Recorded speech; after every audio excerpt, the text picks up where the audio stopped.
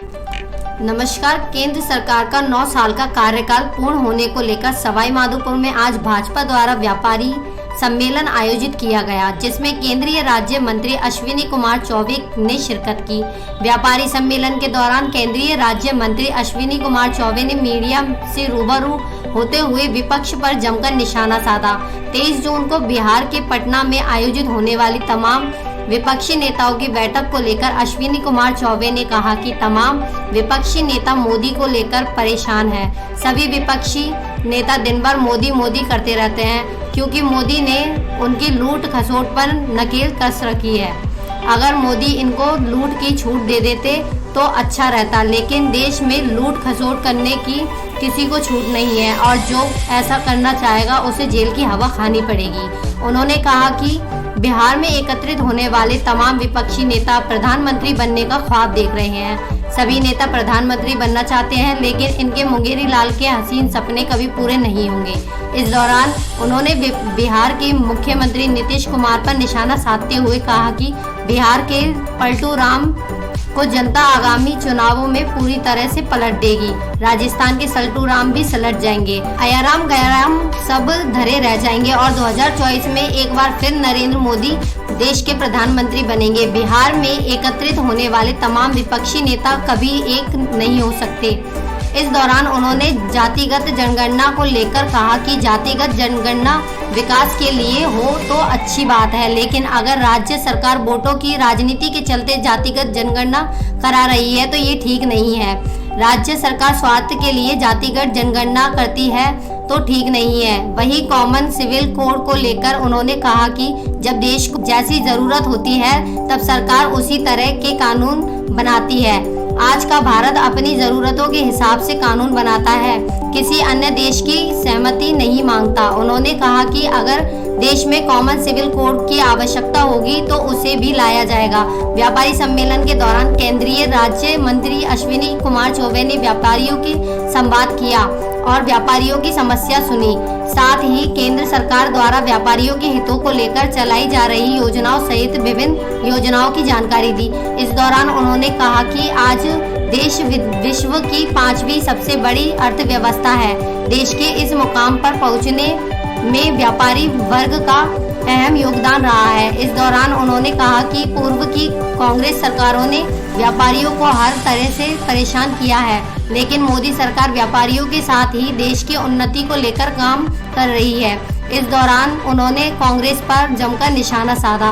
व्यापारी सम्मेलन के दौरान राज्यसभा सांसद रामचंद्र जागरा, सांसद सुखवीर सिंह जौनपुरिया, भाजपा प्रदेश मंत्री जितेंद्र गोठवाल, प्रदेश कार्य समिति सदस्य आशा मीणा सहित बड़ी संख्या में व्यापारियों के साथ ही भाजपा पदाधिकारियों एवं कार्यकर्ता मौजूद रहे। इंतजार था वो घड़ी आ गई है। जी हाँ, अग्रवाल कोचिंग सेंटर के द्वारा अग्रवाल एसएससी कैंपस का शुभारंभ 17 मई से किया जा चुका है, जहां आपके लिए होगा उच्च स्तरीय पाठ्य सामग्री के साथ बेस्ट फैकल्टी का समागम व अध्यापन। यदि आप अपने एसएससी के सपनों को साकार करना चाहते हैं तो फिर हो जाइए तैयार, क्योंकि जब अग्रवाल कोचिंग सेंटर का हिस्सा तो फिक्र की क्या है। एसएससी व रेलवे के बैच में छात्राओं को मिलेगा 50% डिस्काउंट। ऑफर सीमित समय के लिए। एसएससी के न्यू बैच हो चुके हैं प्रारंभ, तो फिर आज ही संपर्क करें। पता Agarwal SSC campus, Kushalgarh lake के सामने, राघव बिग बाजार के ऊपर, Nehru road, Gangapur city. Contact number 9777003170 और 8104172612।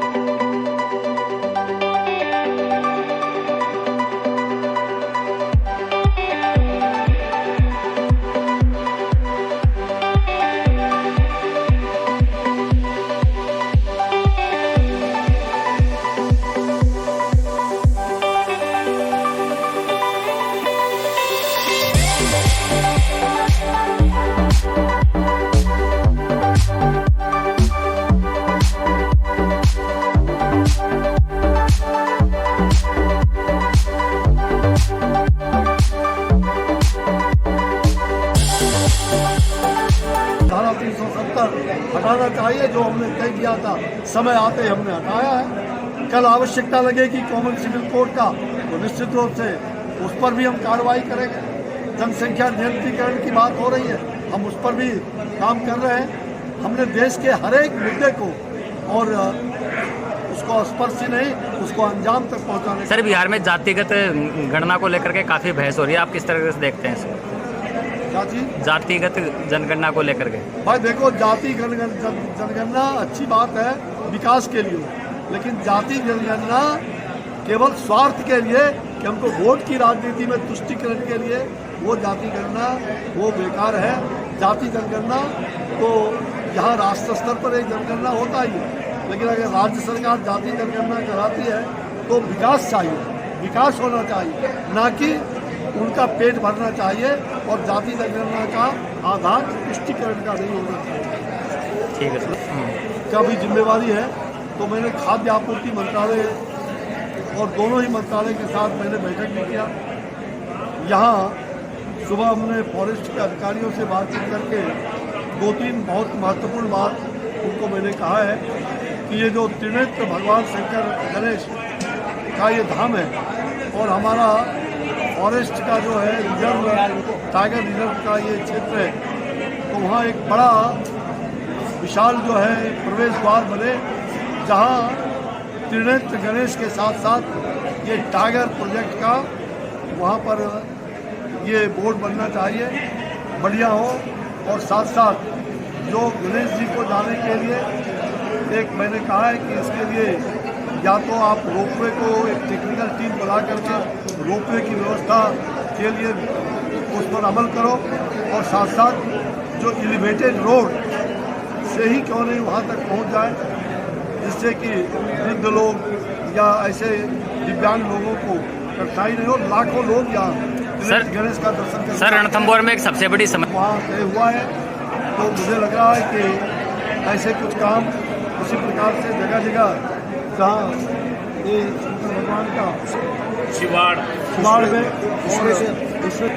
वहाँ पर भी हमने पर्यावरण विभाग को कहा है कि आप नक्षत्र वाटिका लगाओ को लेकर। सर भाई देखो, जब देश को जैसी जरूरत होती है वैसा काम करते हैं।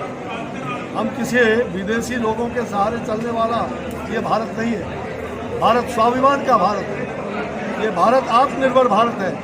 हमको लगा कि हमको धारा 370 हटाना चाहिए, जो हमने तय किया था समय आते ही हमने हटाया है। कल आवश्यकता लगेगी कॉमन सिविल कोड का तो निश्चित रूप से उस पर भी हम कार्रवाई करेंगे।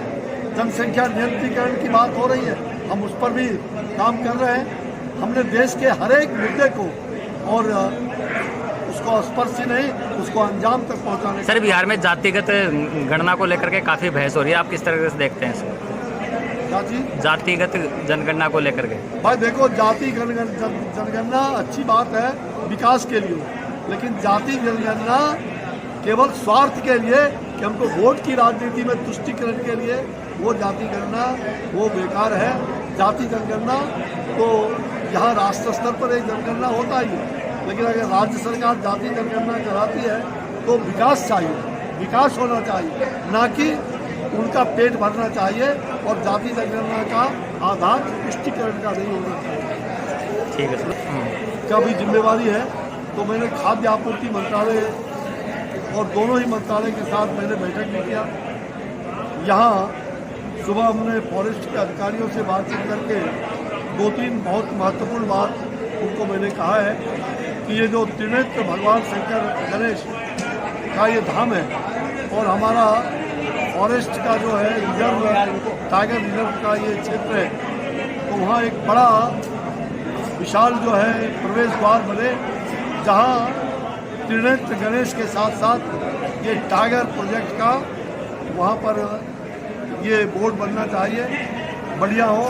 और साथ साथ जो गणेश जी को जाने के लिए एक मैंने कहा है कि इसके लिए या तो आप रोपवे को एक टेक्निकल टीम बुला करके रोपवे की व्यवस्था के लिए उस पर अमल करो, और साथ साथ जो एलिवेटेड रोड से ही क्यों नहीं वहाँ तक पहुँच जाए, जिससे कि वृद्ध लोग या ऐसे दिव्यांग लोगों को कठिनाई नहीं हो। लाखों लोग यहाँ गणेश का दर्शन करके सर रणथंभौर में एक सबसे बड़ी समस्या वहाँ तय हुआ है। तो मुझे लग रहा है कि ऐसे कुछ काम उसी प्रकार से जगह जगह जहाँ ये शंकर भगवान का शिवाड़ में इसमें वहाँ पर भी हमने पर्यावरण विभाग को कहा है कि आप नक्षत्र वाटिका लगाओ। अब आपके शहर गंगापुर सिटी में चिकित्सा के क्षेत्र में नए आयाम नए भव्य स्वरूप में आया है वर्धमान मल्टी स्पेशलिटी हॉस्पिटल, जिसमें सभी प्रकार की बीमारियों का एक ही छत के नीचे अत्याधुनिक तकनीक से चिकित्सा सुविधा उपलब्ध, जिनमें जनरल मेडिसिन, सर्जरी, गायनिक, शिशु रोग, हड्डी रोग, यूरोलॉजी, दंत रोग चिकित्सा सुविधा उपलब्ध, विशेषज्ञ डॉक्टर्स की टीम, अत्याधुनिक लैब व सभी प्रकार की जांच सुविधा उपलब्ध, सभी प्रकार की योजनाएं जैसे मुख्यमंत्री चिरंजीवी RGHS की सुविधा उपलब्ध। वर्धमान हॉस्पिटल का वादा हर व्यक्ति को निरोगी बनाना। आज ही संपर्क करें Vardhaman multi speciality hospital, Jaipur road, Gangapur city. Contact number 8302906531 और 746329475।